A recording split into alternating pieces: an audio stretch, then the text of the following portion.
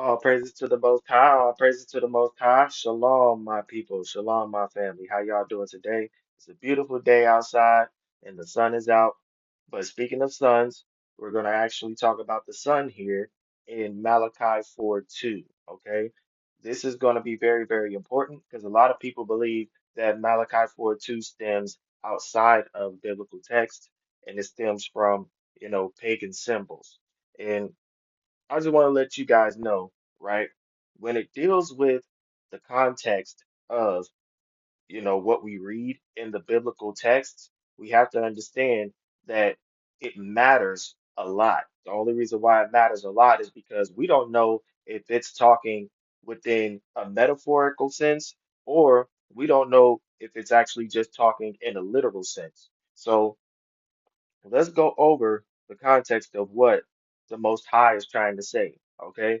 Now, clearly, this chapter is about the great day of the Lord. Okay.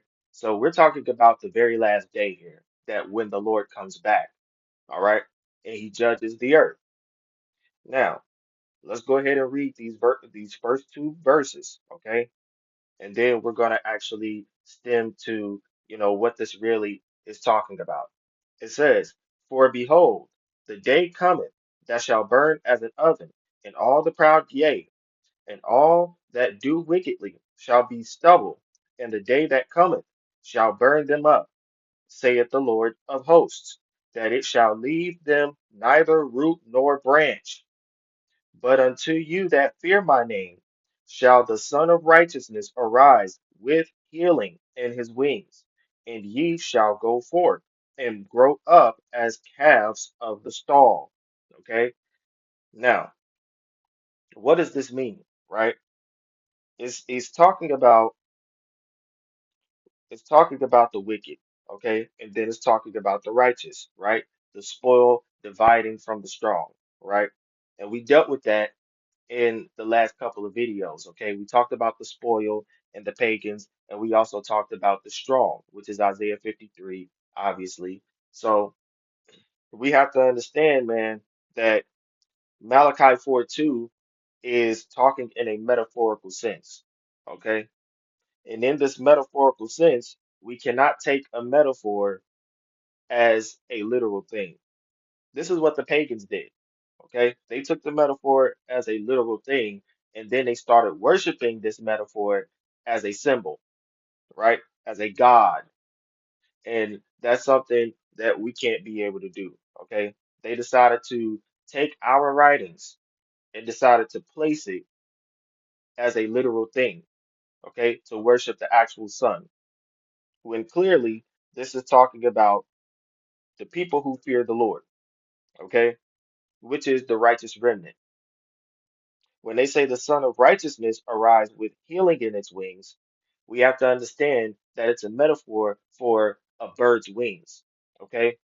And if we take a look at the bird's wings, we'll see that the bird's wings, right, which is a literal word, which is kanaf, right? It means an edge or extremity, right, of a bird or army, a wing, okay? A wing. Now, there's a different word for a wing when dealing with Hebrew. Okay, and I'm going to show you. I'm going to show you this based off of another metaphor of the Most High using a bird. Okay, now let's go to Deuteronomy 32. We're going to start at verse 10. And it says, He found him in the desert land and in the waste, howling wilderness. He led him about. He instructed him. He kept him as the apple of his eye. As an eagle stirreth up her nest, okay, fluttereth over her young, spreadeth abroad her wings, taketh them, beareth them on her wings. All right. So now, as you can see here, this is a different word for wings, right? But we're talking about a bird, which is kanaf in Hebrew. So what does the word wings mean, right? When we're talking about an actual bird, it means ibra, right? Ibra.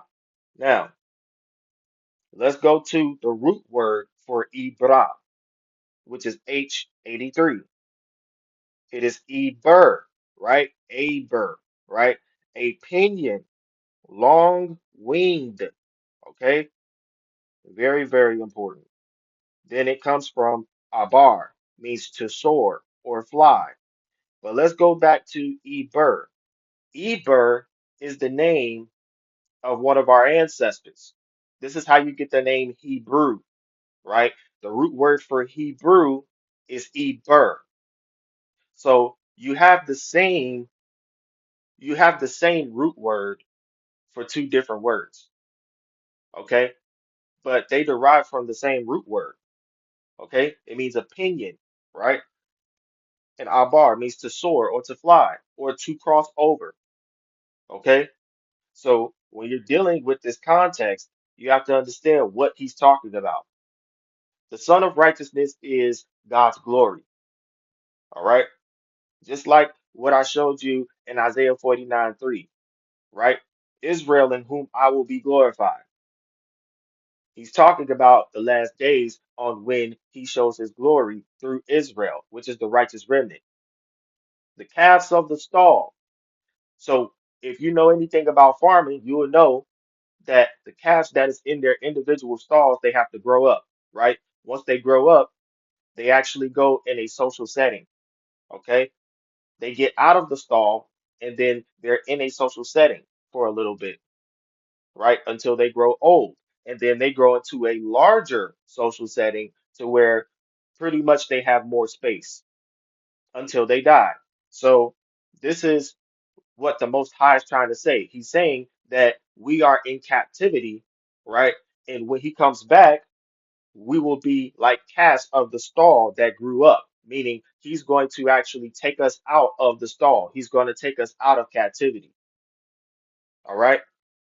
So this has everything to do with freeing his people, which is the righteous remnant that fear him. This has nothing to do with a sign. This has nothing to do with a symbol.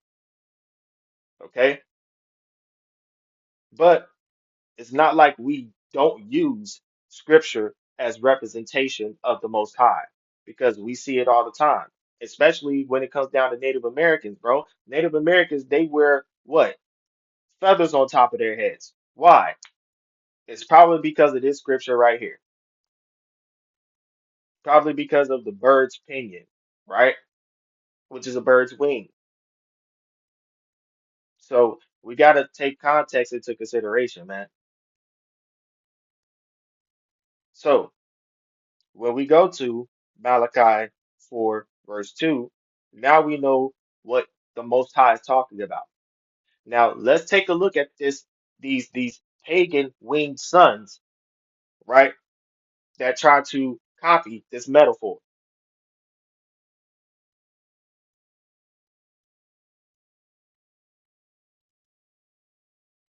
Let's start with a biblical sense. Let's start with Nimrod, steel winged son.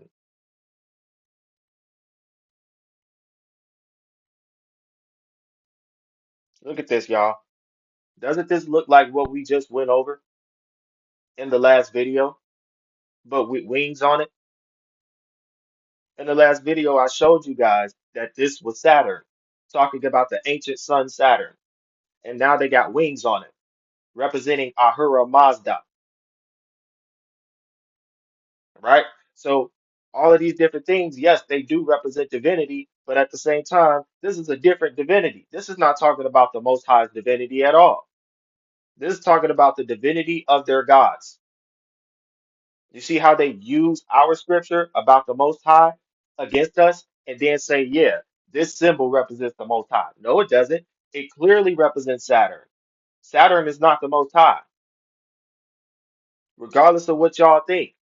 When you're talking about scripture, this right here will confuse you.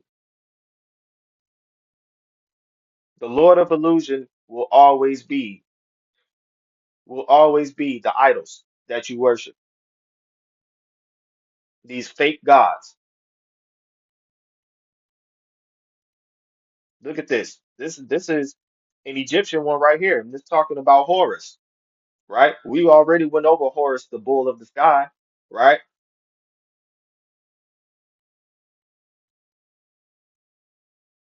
All of this is just representing the ancient sun. That's it.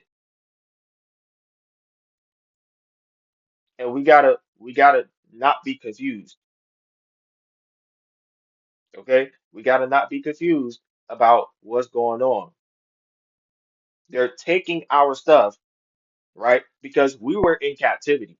You see what I'm saying? We were in captivity in Egypt. We were in captivity in Babylon. So when it comes down to all of these places that we were in captivity in, they took our metaphors and made symbols out of them. And when they made symbols out of them, then they decided to mock those symbols by putting them with their gods. And it doesn't belong to them.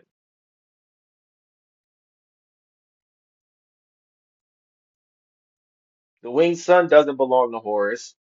The winged sun doesn't belong to Nimrod, right? Because Nimrod is the son of Cush. This is lower Mesopotamia that we're talking about. So this has nothing to do with us.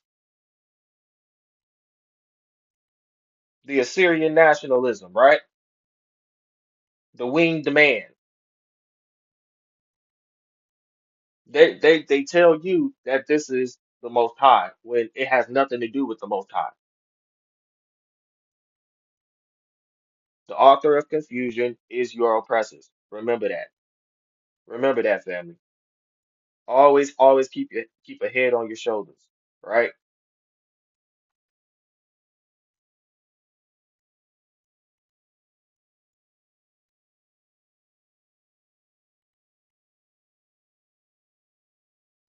Eber is the eponymic ancestor of the Hebrews with the name Hebrew Ivri, right? Directly derived from the Hebrew word Eber, which means one from the other side or to cross over. This name likely refers to Abraham coming from beyond the Euphrates River, right? Likely, so they don't know, right? They're just guessing, which marks the origin of the Hebrew people and the lineage of what? Abraham, Isaac, and Jacob. The God of Abraham, Isaac, and Jacob, right, is the Most High. This is totally different from what we just saw.